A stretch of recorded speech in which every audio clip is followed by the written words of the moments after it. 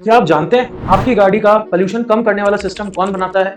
आज हम बात करने वाले हैं टेनेको क्लीन एयर इंडिया के बारे में, जो एक बहुत इंपॉर्टेंट आईपीओ के साथ में आ रहा है। ये कंपनी एक यूएस बेस्ड टेनेको इंक की सब्सिडरी है। ये लोग कैटलिक कन्वर्टर्स, मफलर और एग्जॉस्ट सिस्टम बनाते हैं। बेसिकली ये लोग एमिशन कंट्रोल सिस्टम बनाते हैं जो कि यूज आता है कार में, हैवी व्हीकल्स में, उसके अलावा ट्रक में और दूसरे कमर्शियल व्हीकल्स। भारत में लगभग 57% कमर्शियल व्हीकल के अंदर जो लगने वाला एमिशन कंट्रोल सिस्टम है वो इस कंपनी का है। ये एमिशन कंट्रोल सिस्टम या ये रिक्वायरमेंट इतनी इंपॉर्टेंट क्यों है? क्योंकि BS6 नॉर्म, जो कि एक स्ट्रिक्ट पोल्यूशन रूल है, हर नई गाड़ी को एडवांस एमिशन कंट्रोल सिस्टम लगाने की रिक्वायरमेंट है और इसी चक्कर में इसका मार्केट शेयर इतना फैला हुआ है। अगर फाइनेंशियल ईयर 2025 की बात करें, इनका जो रेवेन्यू रहा है तो 2025 में इनका रेवेन्यू 4800 करोड़ के आसपास रहा है और इन लोगों ने एबिटा रिपोर्ट किया है 16 से 17%, जो कि एक ठीक ठाक परफॉर्मेंस दिखाता है। और साथ ही ये सब जीरो डेट के साथ हुआ है। और अगर इनके रिटर्न ऑन कैपिटल एम्प्लॉयड की बात करें, जो कि कैपिटल एफिशिएंसी का रिपोर्ट कार्ड होता है, वो बैठ रहा है इनका 50 से 55%, जो कि एक अच्छा नंबर है। यानी देखा जाए तो कंपनी प्रॉफिटेबिलिटी मैट्रिक में अच्छा खासा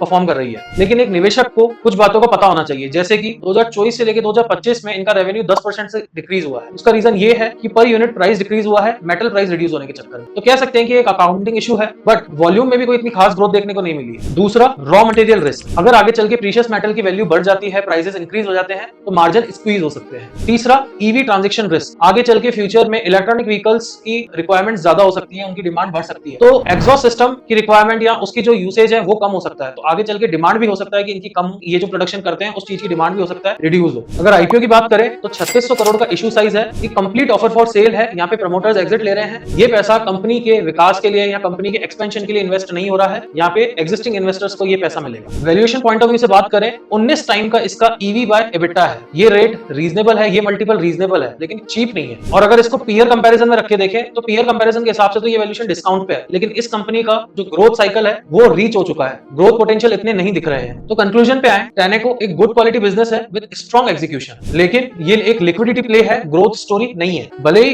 रेगुलेटरी टेलविंग है, BS6 नॉर्म्स की रिक्वायरमेंट जरूर है गवर्नमेंट की तरफ से, लेकिन साथ ही ईवी ट्रांजैक्शन रिस्क भी अवेलेबल है, वो रिस्क भी सामने खड़ा है। तो आप अभी तक समझ गए होंगे कि इस आईपीओ को हमको कैसे देखना चाहिए। ऐसी ही इन्फॉर्मेटिव वीडियोस देखने के लिए हमारे इस चैनल को फॉलो कीजिए। अगर ये वीडियो पसंद आया हो तो उसको लाइक कीजिए।